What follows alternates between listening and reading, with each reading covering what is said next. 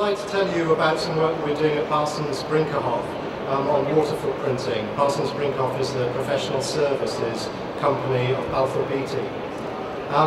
As you'll no doubt all be aware, there's an increasing problem of water stress around the globe, principally in places like North Africa, the Middle East, India and China. However, you may be less aware that the problem of water stress is also something that applies to the UK too, particularly in the south and southeast. This is a report that came out from the Environment Agency back in 2007. And for the Telegraph readers out there, you may have seen a couple of weeks ago a front page article on the fact that rivers in the UK were at their driest in recorded history at the moment in April. The increasingly bad news is that this picture is likely to deteriorate both here and abroad for three main reasons.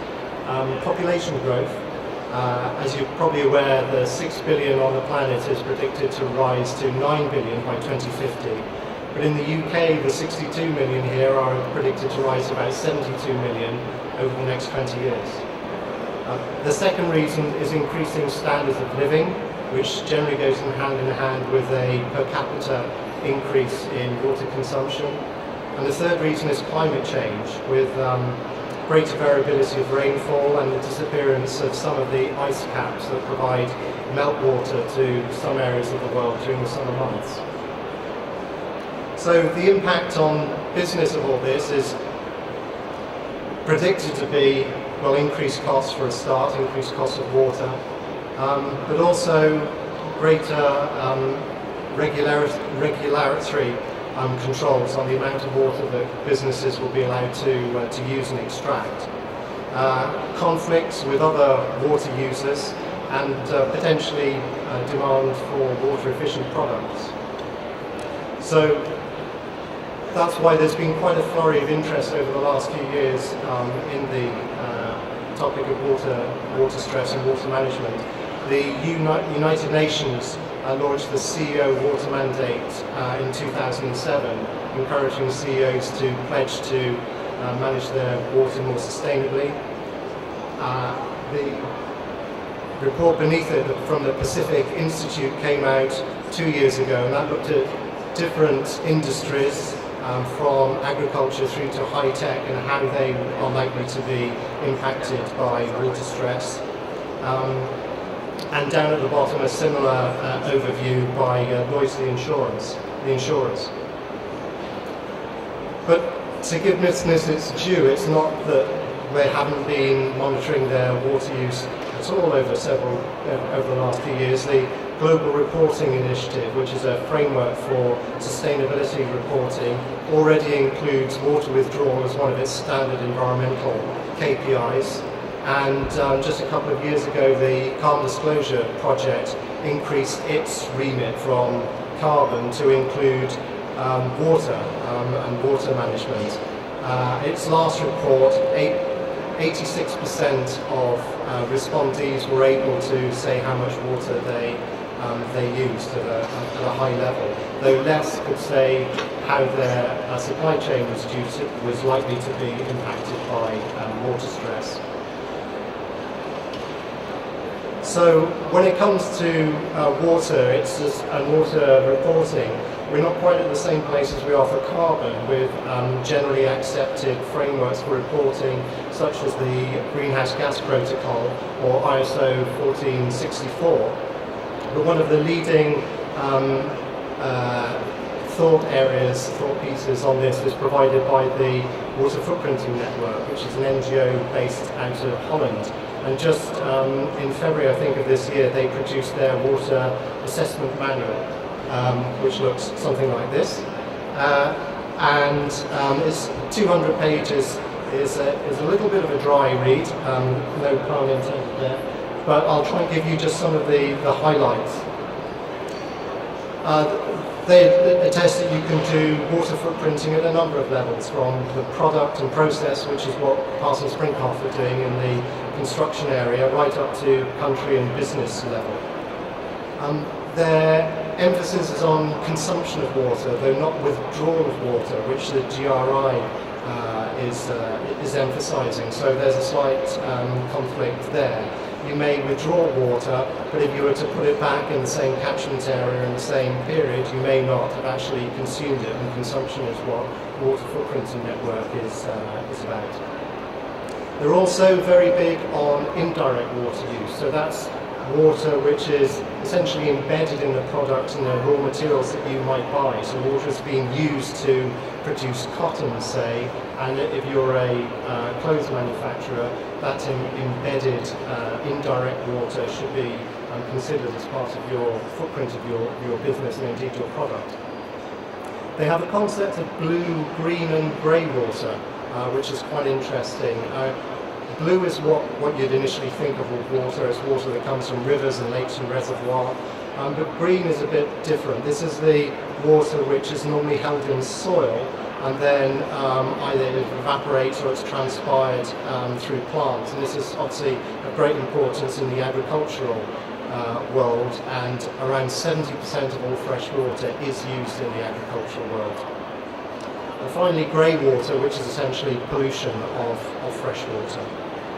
Down at the bottom is impact, and this is where carbon and water go their separate ways. If you were to release a ton of carbon in Scotland and in Australia, essentially it will have the same impact across the planet. But with water, if you use or withdraw a volume of water in Scotland and the same volume in a water-stressed area, such as Australia or North Africa, they'll have very, very different impacts. And so measuring the local impact is critical to water footprinting. Just to mention, the ISO is developing a water footprinting standard. I think it's going to be called ISO 1446, but it's not due out for another couple of years. So just to go back to the carbon story, and you'll see how this translates quite well to water. This is a carbon footprint of one of Balfour Beatty's operating companies. It's the major civil engineering operating company.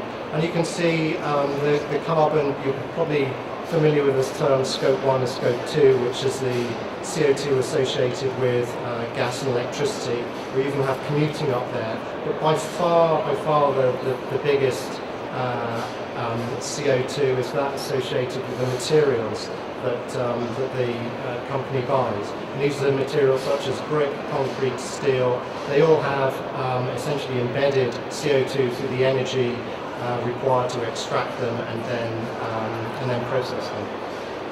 So what is true in the carbon world is looking like it is also true in the water world. This is a very good study done by Coca-Cola and released last year. They use the water footprinting network standard for doing this assessment of our half-litre bottle of Coca-Cola. You can see the green, grey and blue footprints down in the bottom left there. But the remarkable thing is that to produce that half-litre bottle produced about 35 and a bit litres of water. This is water mainly in the ingredients, and that's sugar beet in this case. This bottling plant was in the Netherlands, and that's where the sugar beet was grown. And the other interesting thing is that area has actually got a plentiful green and blue water supply, the Netherlands. So Coca-Cola were not so bothered, if you like, by the green and blue. It was the grey water footprint which was runoff of fertilisers and also in the plastics production where they had their greatest grey water footprint.